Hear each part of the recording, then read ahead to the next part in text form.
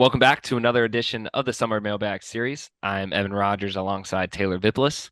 Today we are diving into what is the outlook for Mack Brown 2.0? Is there a path for the Tar Heels to get back to contending in the second stint of their Hall of Fame coach back in Chapel Hill?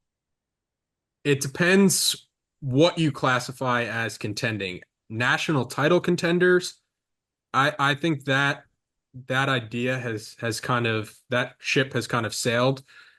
But there's been crazier things that happen. This at the end, this is still college football. You have these great stories every few years, whether it's like the TCUs, these underdog stories. And we talked about the quarterbacks on a previous episode. If Carolina gets, if one of these quarterbacks starts playing at an elite level, which is not really unheard of, they could get their way into the national title contender. The problem with that conversation, it's that Mack Brown has now had Sam Howell and Drake May, and they really haven't gotten anywhere close to that. Now there's the expanded playoffs now, and how much does that kind of change the landscape of college football? But if Carolina hasn't really gotten to that level with those two guys at quarterback, it's hard to now see how they're going to do it without those two and without the crutch of having a top five pick at the most important position in college football. And when I look at the trends for this North Carolina team, they had all the momentum when Mack Brown first started coming. That felt like when they really had to capitalize on that title contending window. Could they get to ACC title window? Yeah, I think so. But you're still catching Florida State, who's almost just as much in that national title contending window, and there's definitely some overlap where if you're contending for an ACC title, you're going to be right there for the ACC title or for the national title. But when I look at this North Carolina team, NC State has kind of flipped the script on them where all the momentum was trending toward North Carolina separating that gap and increasing that gap and the momentum kind of flipped there. For me, the outlook of Mack Brown 2.0, they just have to cut out the head scratching losses. Where Carolina, since Mack Brown has came back, they've played 7 conference games as a double-digit favorite. They've lost 5 of those outright.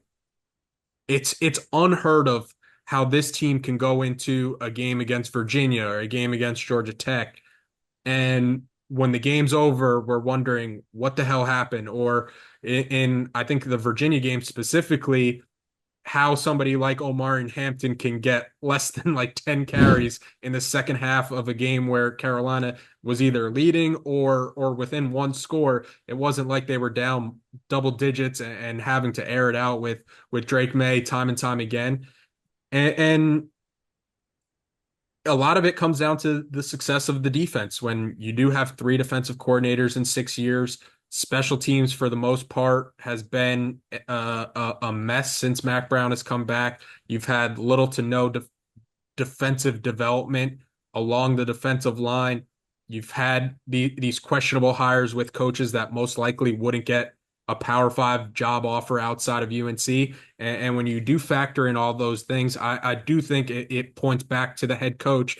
And I do think Mack Brown takes a lot of responsibility for that and being like, I'm the one who kind of has to get this ship right. That we can't blame an offensive coordinator who's not here anymore. We can't blame a cornerback coach or a defensive line coach that aren't here anymore. He's the guy in charge, and for this North Carolina team to kind of get to the next level, what I really want to see is the head scratching losses. I could live with, if I'm a Carolina fan, losing to, top 25 Miami or even being in a closer game with a team like NC State. It's the losses to Georgia Tech and Virginia that Carolina really has to cut out. So I guess the long answer short, the too long didn't read. I think Mack Brown has kind of taken this North Carolina team as far as he can, and I personally would be very surprised if North Carolina does get back on a path towards contending. Yeah, I think it's those losses that really have kind of tainted what this outlook is for this second era for Mack Brown.